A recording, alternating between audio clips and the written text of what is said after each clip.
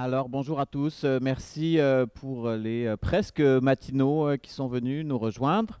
Alors donc aujourd'hui c'est le vendredi et donc on continue avec le cycle de conférences pour la 16e édition du Zoom Photo Festival Saguenay et puis on est donc en direct sur YouTube, Facebook Live. Aujourd'hui, on a deux invités vraiment intéressants, Louie Palue, donc photographe canadien, et Lorraine Turci, photographe française. Et pour nous parler de la thématique Repousser les frontières, les pôles, Boussoles des grands enjeux planétaires. Donc vraiment tout le festival, la thématique cette année, c'est la nouvelle frontière. Et donc on s'est dit que c'était extrêmement intéressant de relier ces deux expositions qui concernent les deux extrémités de notre planète. Et puis on va par contre continuer la présentation en anglais pour un petit peu plus de fluidité dans la discussion. Alors je vais commencer par introduire nos deux photographes. So I'm going to briefly introduce each of you and then maybe let you present your work. Alors, Lorraine Turci, so you're a French photographer and you're working mainly on the relation between human and the environment. You've studied in fine art photography with many exhibitions around the world in the Somerset House of London, Bibliothèque Nationale de France, the Belfast Photo Festival, Festival La Galicie. You've been nominated for the Prix Carmignac, the Sony World Award, and you've been working with Géo, Figaro Magazine, National Geographic Traveler, and many others. And here we have Mr. Louie Palue, so a Canadian photographer, so working mainly on human rights, war. You've been working on long-term projects about mining, Afghanistan, the Great North, and I believe you're also a documentary filmmaker.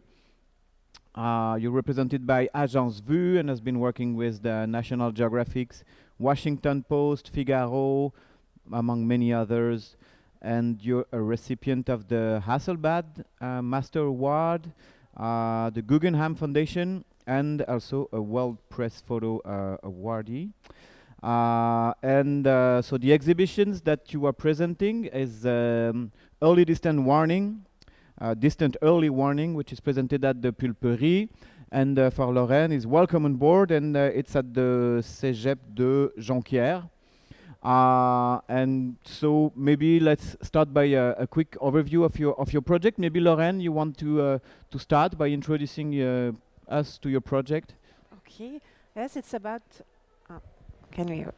It's better. Okay. Before to be author photographer, I was cruise ship photographer.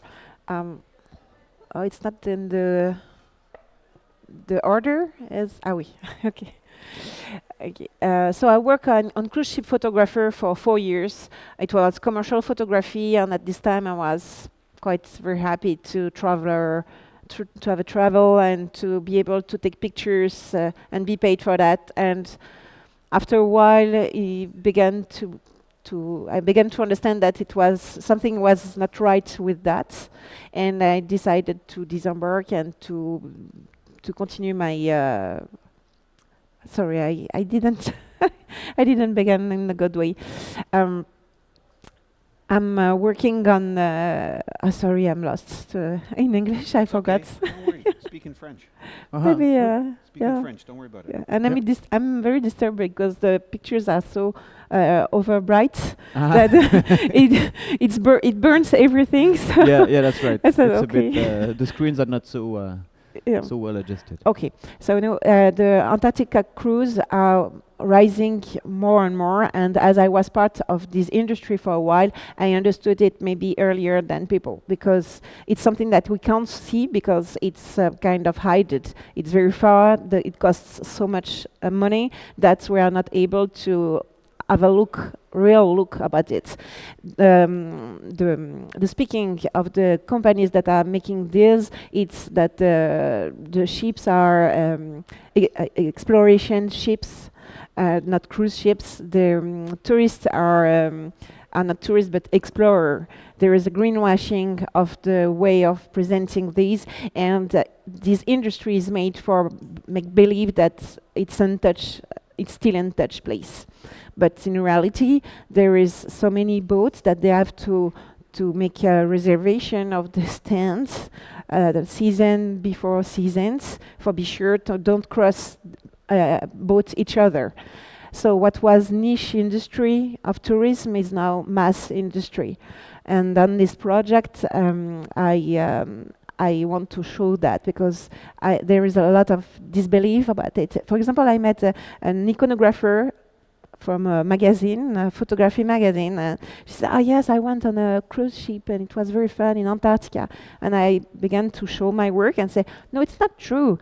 We was the very first people to go there, and there is so few people. Last year it was 1,050 people in 150,000 personnes. 150,000. Yeah, people in one season in the peninsula only the peninsula, because it's much more complicated to be on the other part of the continent, but in the peninsula this is the amount of people, and it's worse and worse because they are building more ships. So it's a hidden situation that I would like to show there.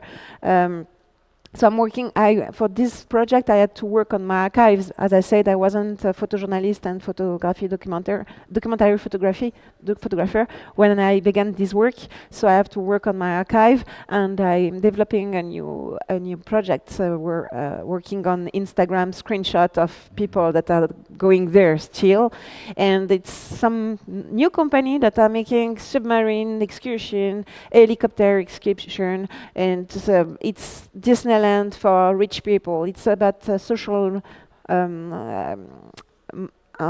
marqueur social aussi.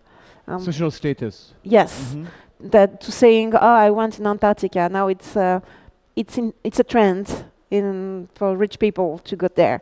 So it's changing the way. I mean, Antarctica was the place for scientists and researcher and few tourists, but now it's like open bar. And maybe to give us an idea, you mentioned like rich people. Let's say how much does it depends. Trip like The cheapest began at 15,000 euros plus the fly. 15. Yes, yes, okay. yes. Sorry, I'm very bad with numbers. But I found that the highest, it's crazy. You can spend 1 day if you want in Antarctica. It's cargo plane going down in Antarctica, or you can spend 1 week. 1 week, it's 80,000 euros. 80,000. Yeah. Wow. Yeah. Yeah. I couldn't even imagine that. Well. At first, when I embarked, I was just, like very naive about this. We are walking around and discovering things. And when I heard about the passenger on board, it's much more boring. And we was bored to go in Caribbean or this kind. We wanted to have a new place. This is not a new place. This work, at first, I called it The Last Frontier. And it's there's this name that exhibited in Belfast Photo Festival, but it's not the last frontier actually. It's space, the very last one for the tourists. So I changed it, and I think that we are facing something that is very huge, and we don't have conscience about it. Okay. Well, thanks so much, and I believe maybe it's a good. You documented another last frontier, or nearly last frontier, or frontier on Earth. Yeah. Yeah, So, at the end of the Cold War in the 1950s, the United States and Canada imagined that the shortest route of attack is over the North Pole, or through Alaska, but through the Arctic. But they'd have no idea that the attack was coming until the attack hit Washington, D.C., Ottawa. So they built a radar line called the Distant Early Warning Line. It's multiple radar stations from Alaska through Canada to Greenland, actually. And it's now called the North Warning System. and it's connected to NORAD, and they would be like, whatever sound it would make, like, doo, doo, doo, you know, there's something coming. And so for 70 years, and even right now, there are people watching radars waiting for an atomic attack. The problem is that the sophisticated radar cannot detect climate change, which is another, just as nuclear weapons are, another existential threat. And I will say, segueing from what you were saying, on one part of my trip, I had to stop in Iceland, where the United States has a nuclear submarine watch post. And when I was in the airport, I looked around, and all the garbage cans were overflowing with garbage. And there are all these tourists wearing the latest Gore-Tex and boots, and I thought, whoa, man, tourism is destroying the environment way faster than the nuclear weapons are. But I just wondered, because I've been covering so many conventional wars, like Afghanistan, Ukraine, I just thought, well, what happened to this forgotten front line that they've spent billions of dollars operating, and still now? And what does the Arctic look like, and what's unfolding? And as I started going to the Arctic, coffee. For those of you watching, there's just a coffee bar back here. And I just started imagining, so what are the new threats? What's the new geopolitical order? And it doesn't take long till I was in Afghanistan. It's like 2006 or 7, and there's a video of a Russian submarine planting a flag at the bottom of the North Pole. So the current, like, new Russia, like what's happening in Ukraine, the narrative nothing happens overnight. It's sort of you got to look. I feel like our jobs, all of us, is to separate the clues from the noise. There's all this stuff going on, and some of it's very important, but the real clues, like what's the Trojan horse that's coming into our world, and then something comes out of it. And so I think that this really is the beginning of the new Russian narrative that they are a global power again. And following that video, it sets off this sort of arms race, sort of security idea race. Like suddenly there are claims like, hey, our geology, our continental shelf extends out all the way to the North Pole, so the North Pole belongs to us. And then Canada's like, wait, we have continental shelf too. And then Norway's like, but we have a continental shelf. So sort of like, then narratives like, hey, there's undiscovered oil and mining, and I mean, anyone who's been to the Arctic knows there's no race in the Arctic. Nothing's happening very quickly. And narratives form, and then militaries start moving. And a lot of the photographs look like training, but what this is a form of security or occupation or the staging for future operations. And a lot of my work right now is on the Finnish, Norwegian, Swedish border. And I would tell you that what we all need to learn is what the future of warfare looks like now. So like, I think we think we're not at war, but I would say that Europe is at war. Like there's a wider war happening outside of Ukraine, and it's happening in a way that we can't all see yet. And I think that that's probably one of the most successful kind of like military operations when you're under attack and you don't know.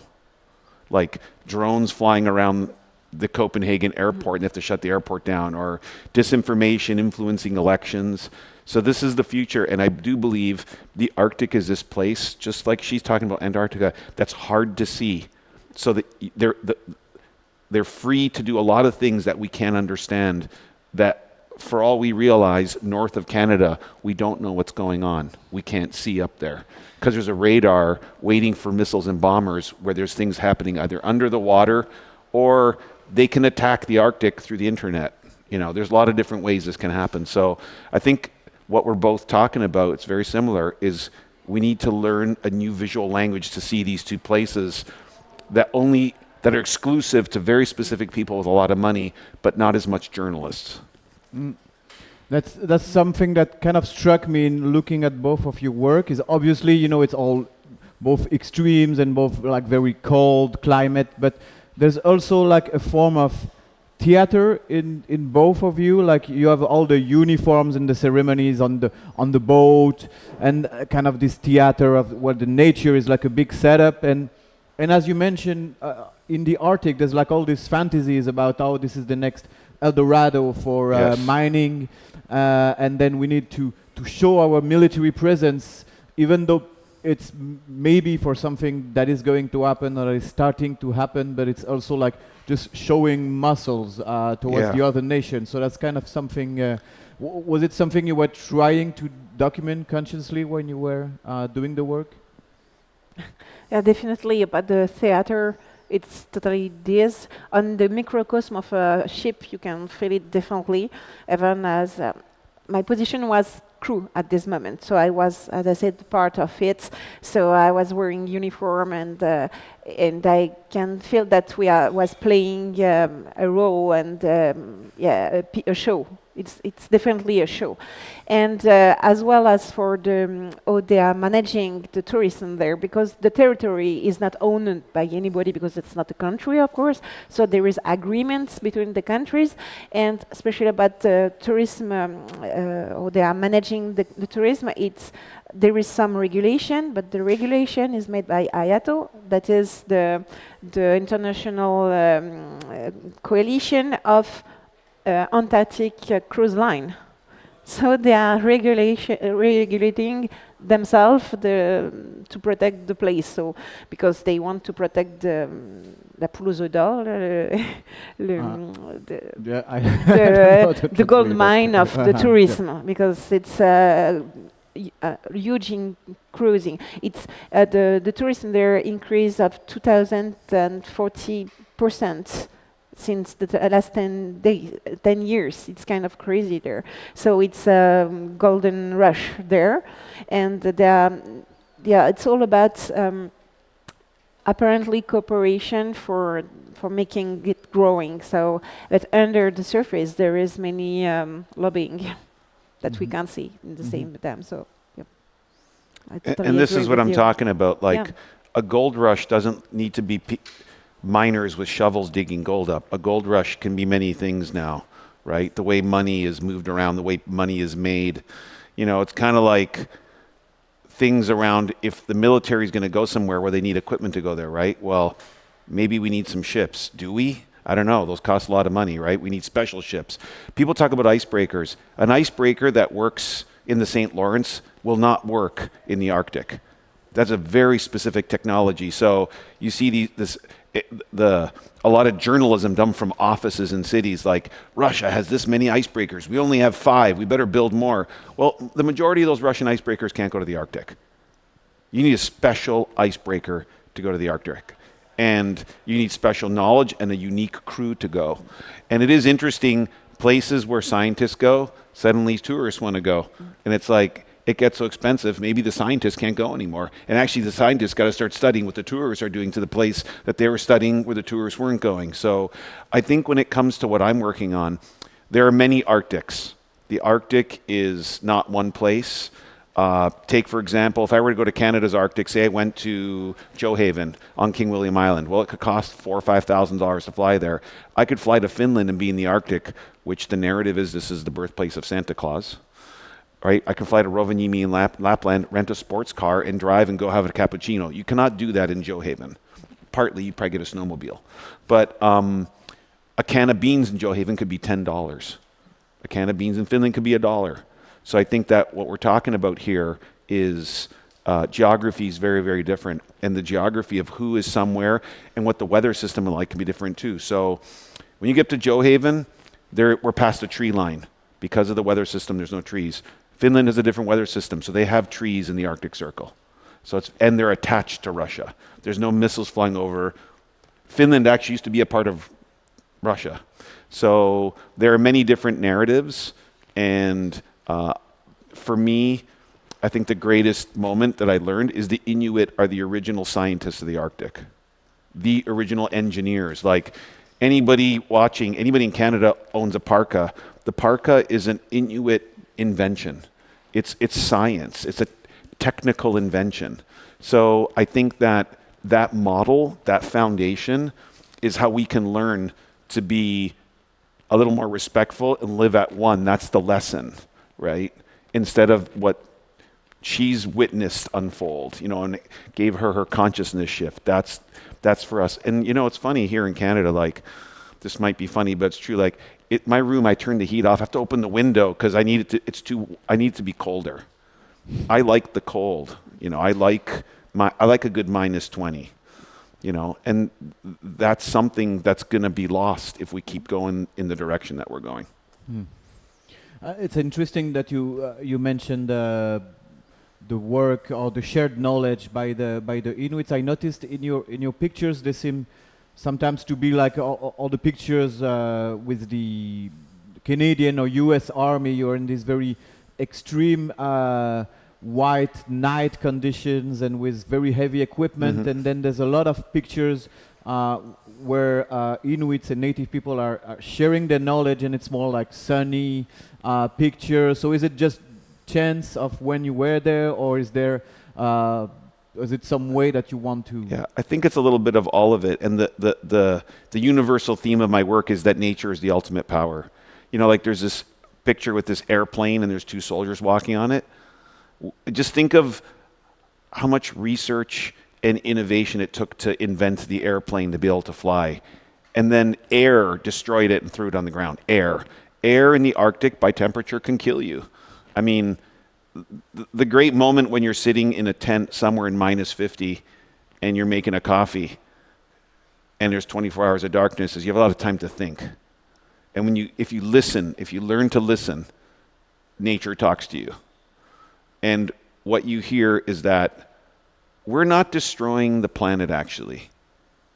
And let me add that we're destroying the environment that we need to survive. The planet is powerful. It'll just be uninhabitable for us. The planet, when you mess with these powers and these forces, will push back. And you can't, if you look at my photos, they're not really pictures of soldiers. They're pictures of weather. This is pictures of weather and us trying to live in it. Now, if we reverse the cold to heat, say these are scenes of heat, we can see what our future looks like, and that takes imagination. And we have to understand that we are so small in the face of, like, there's the parachutist, that's a picture of a mountain, and us not being able to beat a mountain. You can't beat a wave, you can't beat -70, you have to learn to embrace it and be a part of it. And I think right now we're saying, you be part of what we want, and nature's way more powerful than that. And that's something that we can see in your work, no? That most of the pictures is like this idyllic sunny weather, and maybe just the last picture is this huge wave crashing on the boat. Did you edit specifically to just keep most of the night weather pictures? Not so much, because at the time that I was there was not a lot of night, because we're under the polar cycle. So night is very few hours. Sometimes we didn't even have some night. So of course it's bright sun. So not always bright sun, but for this series, yes, I choose to took this one because it's the stage of this play. So the bright stage of it. So that's why in the second part it's more in the inside pictures, and after that it's other. But for the very first part, it's much more like a stage. I would like to say something about the global warming too, because of the tourism industry is kind of surfing on this wave too, because it's easier to go in Northwest Passage, for example, in Arctic. Now that there is the global warming, you can sail into these places. It's not so easy yet, but it opened new road, not only for commercial thing, but for tourism too. So new places for disembarked passengers, and to have a new rush there. And same for Antarctica. There is some places that were the Ross Sea, for example, it was quite difficult to go there. And time to time now it's possible because it's open sea now because of the global warming. So that is changing too. And it's something, there is something in rush to see it before it melts. Drink your champagne in front of the iceberg. Got there, because in a few years, in 10 years, maybe it will not be there anymore. So it's time to go now. It's this vision too. Mm-hmm. And there's so many pictures where it's striking. Like I remember one where people are eating in like a luxury restaurant on the bridge, and then you see this. Really, this landscape is some kind of decoration, or many pictures you see people having fun. I wonder what is the relation between the clients of this cruise and the Arctic. Are they in a sense of marvel? all, or is it just something you check on your checklist? And It can be both sometime, but I think definitely that it's not the people that are overwhelmed by the place is not worthy what they are thinking in the rest of the cruise. You know, there is dancers on board, there is caviar, there is champagne every day and all that. So you have different way to go for cruise in Antarctica. The other way is to go sailing on a sailing boat and to have spartiate condition, and that is the normal way to go there, to not be in a 5-star hotel floating, because it's what these cruise ships are. So as I said, I heard some people say that, oh no, I'll not go ashore today because penguins we saw already yesterday. It's not the same species, but it's the same anyway. And I have a massage at the spa room today. So, and I don't think so, but they are enjoying so much this decor. And it's definitely like a decor. And you know, at the landing, they are spending maybe 2 hours, 3 hours ashore. They are guided by naturalist people that are guiding the path for security. And after that, it's time to go back on board, taking a bath, a shower, and go to the captain cocktail and have a good night in a warm bed. So it's very different of what Antarctica is truly here. I mean, there is no autochthone people there, of course, because it was never inhabited, unlike Greenland or all the northern part of the world. But it should be the same of things. There is some. It's not a good tool for living there. I mean, when you see traditional way of living in the north part, it's a way different of the way that people are living in Antarctica now. Not living, but you know what I mean, spending their time there. You know what this makes me think of? I know in photojournalism we're all about like reality and facts. I do think that there's a really important film, and it's how science fiction influences our perceptions or understanding or imagination of the future. And John Carpenter put out a film in 1981 called The Thing. And if you haven't seen this film, you should make sure you go see it, because it's kind of like the first film about climate change. And there's this fantastic scene in the beginning where there's a helicopter chasing this dog, and I don't want to give it away for anyone who hasn't seen the film. And in the foreground, there's these barrels of oil. Like, he was already thinking like the use of sort of fuel, carbon-based fuels will be melting things. And there's a creature from space they dig up, and the more they try and destroy it with flamethrowers, the bigger it gets. And it's based in Antarctica. It was filmed in British Columbia, actually.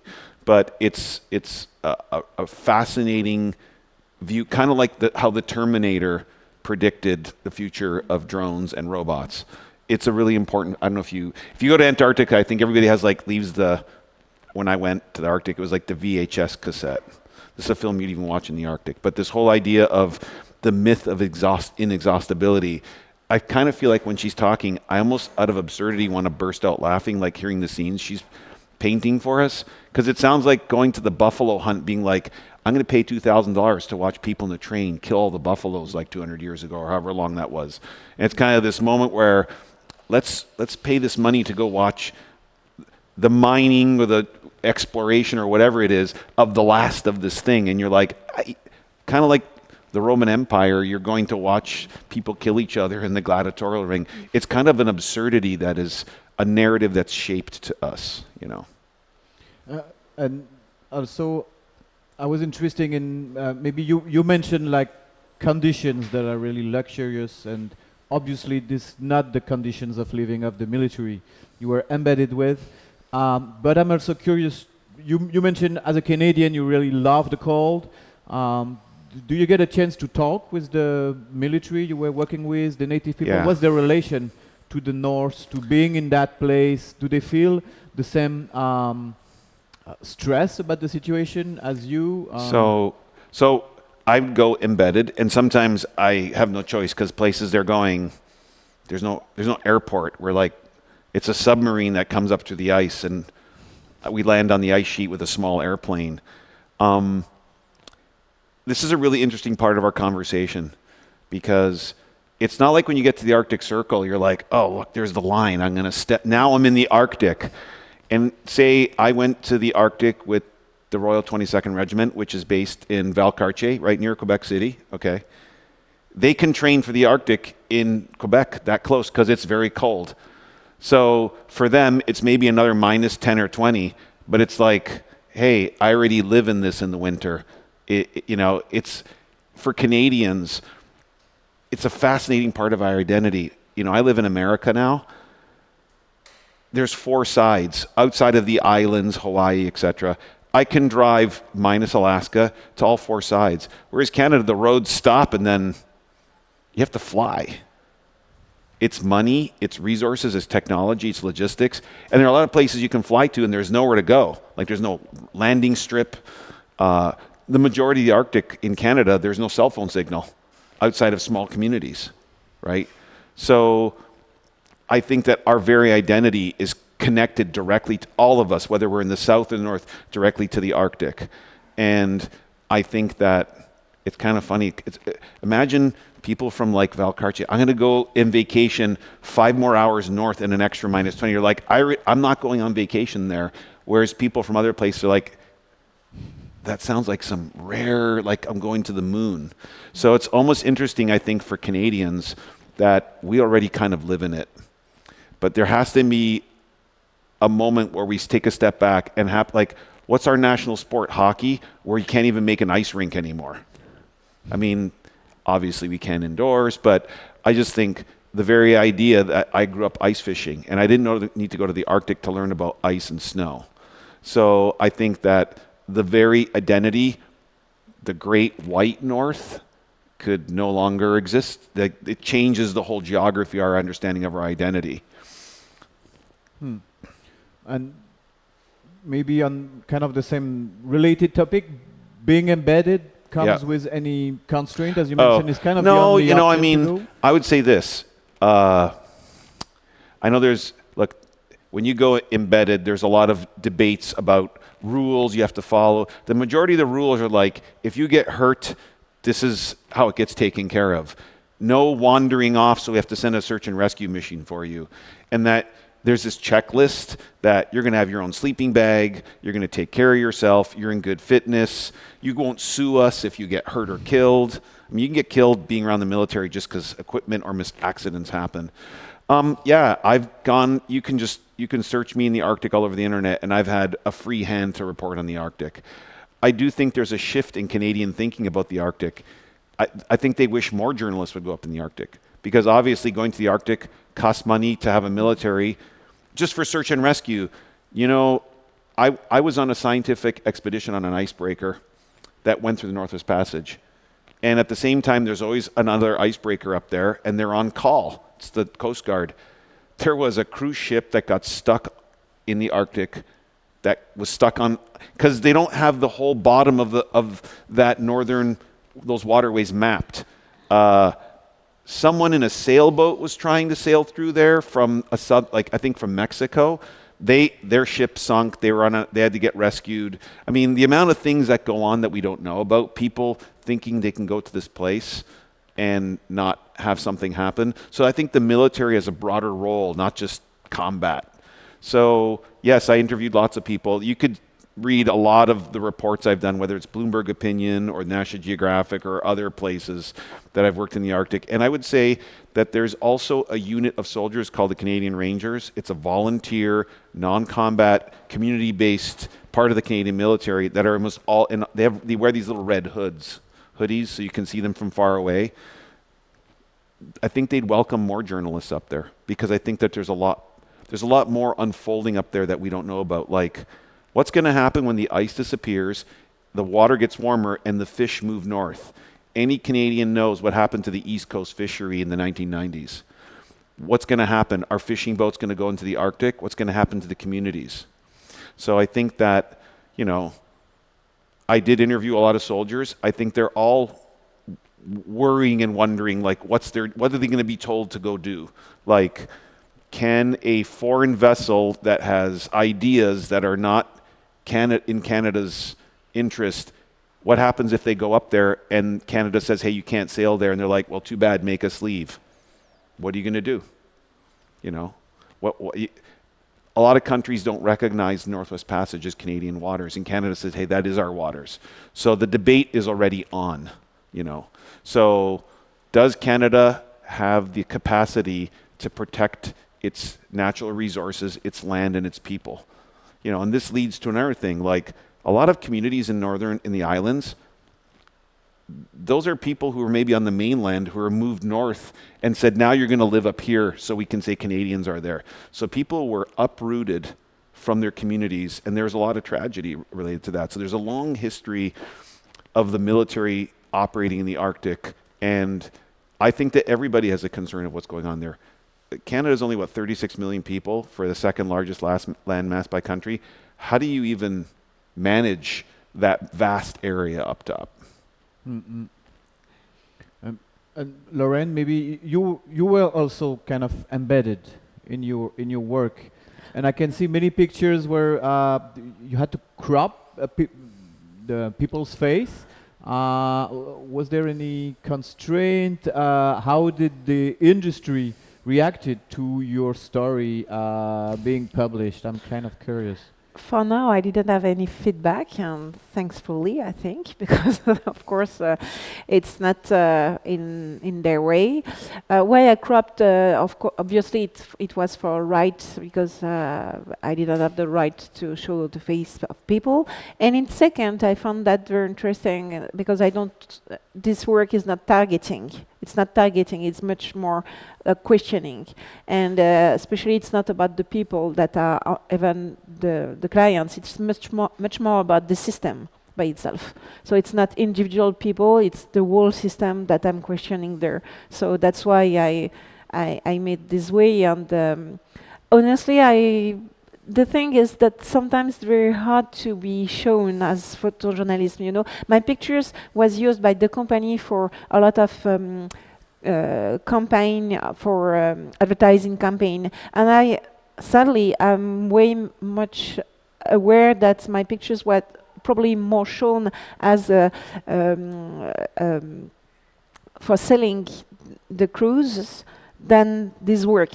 So I'm not even sure that somebody working on the cruise ship saw my pictures, this work, because in the same field, it's not in the same field. So it's a shame. So that's why I would like to show that more. But we are overmanned by all the propaganda of this mass tourism, and that's why I'm working on Instagram for the last part, because there is so many influencers that I saying, you should go in Antarctica. What to wear in Antarctica? You know, it's a trend, really. So, yeah, my pictures are in an in-between, and I would like to show it more. As you said, we need more photojournalism there. It's the same for scientists. It's very interesting what you said. It's totally true. The scientists have to sell their soul to the devil sometimes. It's a hard choice, because if they don't agree to go on cruise ship, and going on cruise ship is meaning making some conferences for the tourists, but it means made an agreement with this industry. So either they are doing this, either they are not the opportunity to go in these places anymore because of the lack of fundings and all that. So it's this word is completely inverted. I mean, it's now the industry of tourism that is kind of funding for his own good the scientists. So like the cruise on which you were traveling brought scientists with them? Was it part of your... Not at my time, but now it is. In almost all the cruises, it's what they are doing. On the time that I was there, because I stopped in 2017, but at this time it was the naturalists on board. It was biologists, historian people, and they was making conferences on board. And on the paper, it's just perfect because it's sensibilization about environment, the history of Antarctica and all that. It was very quality, good talk, indeed. The thing is, why they was there, really, it was for encadré pour, there was a guide for the tourists. That was the true purpose on board.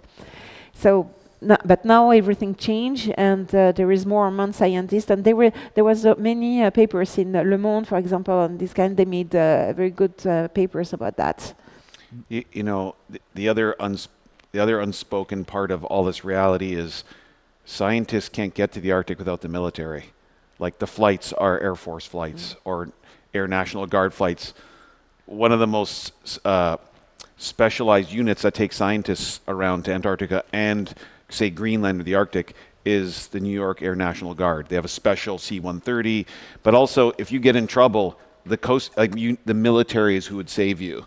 So there's like this comfortable, or depending on who you are, uncomfortable relationship with the fact that the military is this ever-present necessity for search and rescue.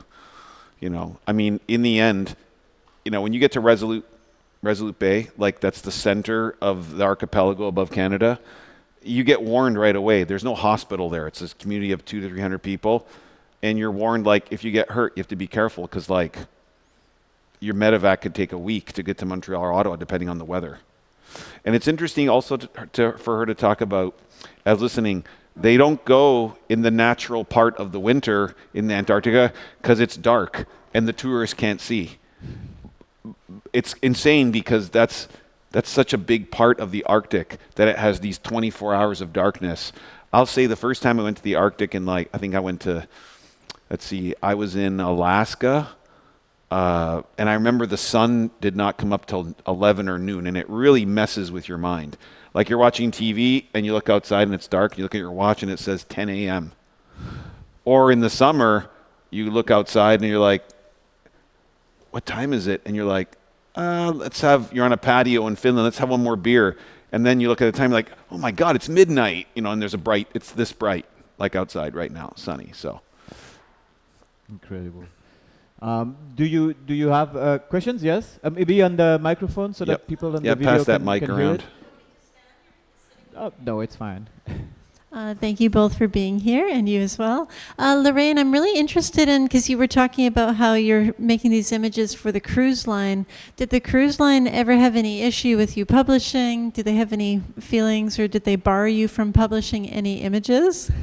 As I said, I don't know. For now, touching wood, for now, I didn't have any problem. In the same time, I made an insurance to myself to be sure that the company will not be recognizable. So I'm not used to edit my pictures, but on this work I made an exception because on the Zodiacs there is the name of the company, and for this time, that's why when I send it for publication, I always precise this, that I erase the name of the company on the boats. So it's a step on the side of photojournalism, but I had to do for be able to publish this. Yeah, because I can imagine it's the only way to make this work is to work for these companies. I mean, or you could be a passenger like 30 times over, paying $15,000. So yeah, nice work. Yeah, and it's a big struggle because I would like to continue to work on this, but it's, as you said, it's about what is the opportunity to go on board and to. I asked myself, do I re-embark and have a low profile and trying to sneeze to trying things. But honestly, I don't want to be part of it anymore first, and I'm not quite sure I will gain more than I need to find another way to say things, because I think it's not only be on board, but it's much more about working. So I'm continuing this work, but in other part, maybe working with maps or this kind, datas, scientists for making growing like this, because the images, I think, probably I will be able to go, but maybe in few years. I don't know yet, but yeah, we'll see. So maybe there's a chapter 2. Definitely, definitely. Valérian, je vais parler en français. Peut-être tu peux traduire à Louie Palue. Ma question est par rapport à votre engagement, d'une certaine façon, comme photojournaliste. Comment voyez-vous, dans un contexte comme l'enjeu socio-environnemental et celui de la planète est très important. Je voulais juste apporter quelques précisions peut-être sur les chiffres. Par exemple, un touriste produit 5 tonnes de CO2. Or, le problème, c'est que le nombre de touristes doublé, plus que doublé, multiplié par 6 en fait depuis 5 ans. Et ça veut dire qu'on a 120 000 tonnes de CO2. Il y a un chercheur néerlandais qui a dit que ça correspondait finalement à 400 tonnes de neige. Une des conséquences directes, là, sans parler de ce qui se passe au niveau aérien, parce qu'il y a plus de métaux lourds dans le kérosène qu'il y en avait avant. Donc, le chercheur qui a dit que ça pouvait représenter 500 tonnes de fonte de neige par année. Alors, je voulais savoir, que, comme photojournaliste, comment vous vous positionnez quand vous êtes sur les lieux et que est-ce que les gens vous en parlent, vous leur en parlez, ou comment vous voyez votre engagement comme témoin, mais aussi comme citoyen de la planète? Merci. So there's different scientists who made calculation of how much GS Average tourist is producing, and basically the conversion is like every tourist is making 500 tons of snow melt, and Christiane is interested in knowing how you as photojournalist share that kind of knowledge with the people you photograph. Are you engaged in trying to make people more aware of climate change, or how do people share their opinions about that with you? So I would say, speaking of the Arctic and Antarctica can be two very different places. Antarctica is land with a lot of different cold place stuff on it, snow, different kinds of ice. And the Arctic, outside of the land around the Arctic Ocean, it's an ocean. It's water with permanent sea ice. And then on some of the land around that, there's two kinds of ice. There's sea ice and there are glaciers. Glaciers are fresh water. They form on land, and as they keep growing, they break pieces off, which make icebergs. Icebergs come from the land. Icebergs are not already in the water. They're three-dimensional. Flat ice is less shapely dimensional. It's more flat, and it can break up and look like that. So there's two different kinds of ice. So in terms of understanding what you're talking about, the Arctic is like the world's air conditioner. The Antarctic is not. The Arctic, what happened, and I'm going to be very simple here, so hopefully any scientists watching, I'm trying to make this quite quick. A lot of water goes under the Arctic Ocean, so the ice sheet cools off, and it kind of keeps it's like the air conditioner, right? If the ice melts off, there is no air conditioner anymore because the light from the sun cannot reflect off the ice, right? Then the sun's hitting the water directly, right? So it's really important. Also, when we think of Greenland is pretty much a giant glacier on its island, there are lots of different models in terms of like climate change and warming beyond tourists, just the way our world is working with oil and gas and coal. If that ice sheet melts, there are a lot of places, like New York City, these are calculations people are making, that there's a future where these places are underwater. Like we're talking like rises of 10, 20, 30 feet of water in some places, right? Erosion. So when I go places, I'm with people who are already going there, almost always. I think the people I'm going are like, it's like a movie that's an hour and a half about this critical thing that like an asteroid's going to hit the planet, like the planet's melting, but it's happening over many, many years, so it's really slow, and you got to stay focused. And they're all going there to study or deal with unfolding problems because of it. So, the military is going up there to deal with a lot of different things, like policing fishing, policing oil, ships that have fuel types, or ships that could damage the environment, ships that could sink. Like when we think of what's going on up there, and I have one photograph, is like the use of nuclear submarines or nuclear icebreakers, right? Improperly managed engines like that. Just think of a Chernobyl accident under the Arctic Ocean. Pretty catastrophic, right? So when we think of Norway, there are Russian submarines that have had accidents there. So what we got to think about is that it's already happening. It's not like, hey, warning, it's happening, And we're warning like it's happening more and more, and we need to start thinking about it and engage our governments and voters to like, hey, this is a priority, right? And if there's a war in the Arctic, this conversation stops, right? We're focused on something else, so. Yeah. And what is possible is that you asked as a photojournalist, what is the possibility for us? Things can change because it already happens. For example, in Antarctica, there was the big gap into the ozone gas. Mm-hmm. And now it's almost closed. Why? Because government took position about this. Same for the whales that was disappearing there and in this place. Now they are protected, they are rising again, and they are not in danger anymore in these places. So political decision can make the difference. So our work as photojournalists is to make the people be conscious about it. And that's why I was speaking about data, because sometimes even the photos are not enough. That's why we are photojournalists, because we are not only taking pictures, but we are telling the stories behind it and the contextual about it. So for making the thing changing and have an impact, trying to at last. I think what I'd add to that, because that's really smart to think about, it's very important what she just said. The most important tool as a photographer before you even take pictures is listening. I think one of the lessons we learned here in Canada is when Greenpeace started the anti-seal hunt here and how that damaged Indigenous people's lives and painted them into these like bad people killing seals. You know, Greenpeace ended up turning around and apologizing for that because it was wrong and it was a mistake the way they did it. You know, and I think sometimes we got to critically think about everything. Is this the right thing? Are we listening to local stakeholders? Are we movie stars going on TV saying the seal hunt's wrong, demonizing our Indigenous communities, and then there are these international movements, right?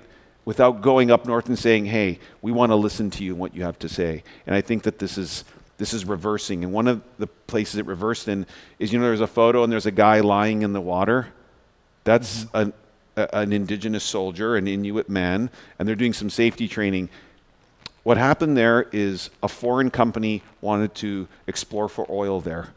And the community said, they came to the community and said, hey, with this picture, there's going to be jobs. It's Clyde River. It's on the east coast of Baffin Island.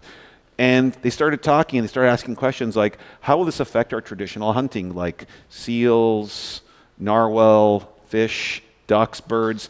And the oil company didn't know. And they're like, well, I think we're voting against this. And they're like, well, we got a permit from the Canadian government, which is in Ottawa. And they're like, we're going to go ahead with it.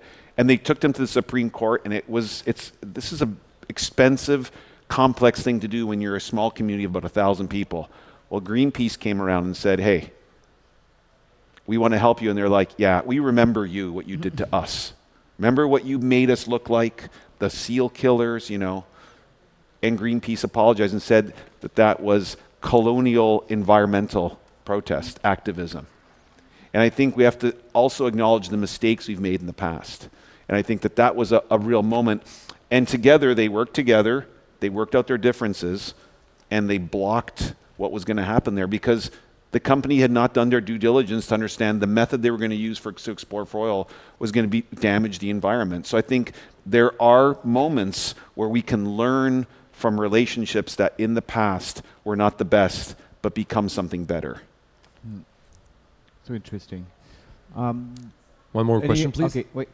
Good morning. Thanks for being here. So my name is Mark. I'm a photographer with Canadian Armed Forces Combat Camera, and my question is for you, Louie. So you mentioned the Rangers. Yeah. And I'm just curious to see, because the Rangers are the ones who lead the way, like they know the land, and the troops, like Canadian Army, they cannot operate without the Rangers. They are essential and critical. They know their way. We cannot function without them. So do you plan on working with them independently while not supporting the troops on their daily tasks, daily lives? I mean, I've made 40 trips up north. Okay. I've spent, I've done the survival courses, which although I'm photographing, I'm kind of getting to learn, like the Inuit. I think what's incredible is when you go, say we went to Resolute Bay and there was a survival course, and I followed this course where they teach non-Indigenous soldiers traditional Indigenous practices. This is a part of, if you think about I'm not going to make it a positive or a negative. It's this incredible moment where they're like, hey, you know what we're acknowledging? You know how to survive up here. And up here, it's not about guns. It's about, if you lose your glove, you'll lose your hand. Like, it's pretty simple stuff. Or you have to learn how to build an igloo. That's another piece of indigenous technology.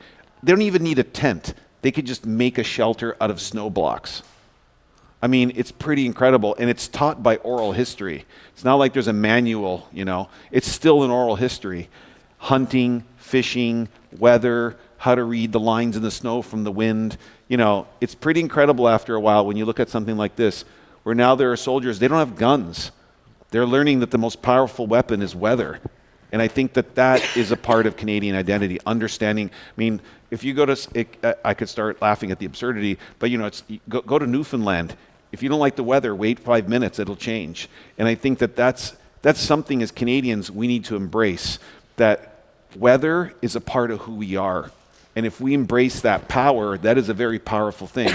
It's incredible to go up with the Canadian military up north, and they were doing a combat operation. And one of the Inuit advisors says, you know, they could shoot each other. He goes, I would just sneak up on their camp when they're away and steal their tents, and they'll all die. Because the weather is a power. It's a force. And I think that it's incredible to watch the Canadian military evolve into understanding that the weather system in Canada is a force, and that they need to understand it. I mean, no military ever in the history of any war goes anywhere without checking the weather first. So if there's a government that's into climate change denial or anything, in the end, the facts are, it's this temperature, there's this much wind, and there's this much visibility. You go or don't go. Weather has changed history, you know. So I think that watching what's unfolding right now is reshaping the Canadian military. When you sign up for your equipment, you have to like sign it out, and you like caribou fur for putting underneath your sleeping bag, you know. And I hope no one's listening to me and going, oh, this guy's just promoting the military. I'm not. I'm independent. I'm there to observe and come back and say, hey, this is what I saw.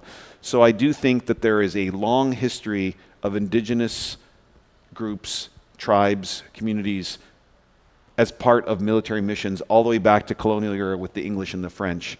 And I think that there's kind of an interesting moment right now where there's a lot of listening going on. And I think listening is the most important tool. Because I will say, I think the military will agree, and everybody in Canada right now, what's unfolding politically all over the world is there's a big unknown ahead. And all the voices and ideas that can be brought to the table to plot the best practices for that unknown is a power in itself as well. Sure. Just because you're talking about this, so Trump's wanting to take over Greenland. Do you think, because you're talking about the silent occupation of the Arctic, do you think this is possible and one of Trump's motivations? If this is getting too political, you don't have to answer No. this. So this is what I would point out. So a couple of facts. Canada, United States have had a joint radar system. Like, there are Canadian troops in Alaska at U.S. bases, and there are U.S. troops on Canadian bases in the Arctic, like in alert, because we will all acknowledge there is a greater issue with a country that's just over the horizon on the other side. And other countries, some fly weather balloons, right? Weather balloons, you know, looking at things. I think that there can be a distraction where we think one place is like the enemy, where there are greater adversaries who have hid themselves behind fooling some countries that Canada's somewhere, that they're the enemy or they're going to annex Canada. This is all really rhetoric.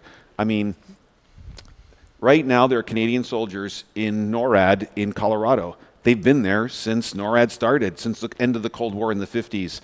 There are Canadian pilots in Alaska on U.S. bases. It's been like that for decades, because what they're worried about is just over the horizon line. Or, here's another, these are just interesting facts to think about. And I'm sharing them, not telling. Alaska, the United States, is closer to Russia than almost all of Europe. It's 22 miles away. Actually, it's land they bought from Russia.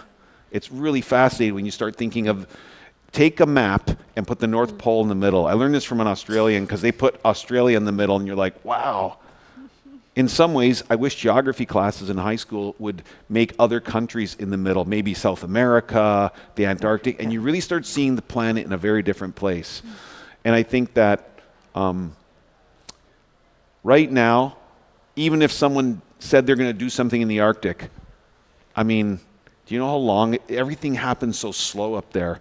Even when the Northwest the ice is melting, there's pack ice. You still can't get through there. You need an icebreaker.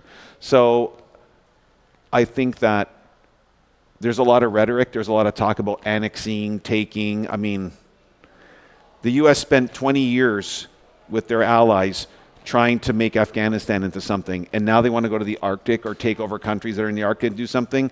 We have to think of these. If we think of France, Algeria, Indochina, all these attempts at doing these things, they always usually fail because the local population has to be on your side in an insurgency if that's what they create. So I think these statements, we have to kind of, if we do our research, you can laugh them off pretty quickly because the intention of that rhetoric is to throw you off and make you upset. So if you're like, haha, good, okay, good luck, it's minus 50 up there. Go try annexing, you know, Resolute Bay. It's minus 70 with the wind. Good luck, you know. Any more questions? Well, okay. Well, so that's all the time we have today. Thanks so much. Merci beaucoup. Il y a d'autres conférences aujourd'hui. À 13h30, on a une conférence avec Martin Tremblay, Frédéric Seguin, Ligne de front et frontières disputées, donc Syrie et Gaza. Et puis 15h, ça va être notre dernière conférence du jour. Et un type de frontières très différent, les frontières de l'intime, avec 3 sujets vraiment intéressants et complémentaires. Celui de César Disfouli sur les réfugiés du continent africain. Marie-France Coaillet, donc sur la consommation de xylazine à Philadelphie. Emeline Sauzé, donc sur les populations des couples marginalisés qui vivent en France. Alors voilà, merci beaucoup, bonne journée. Merci.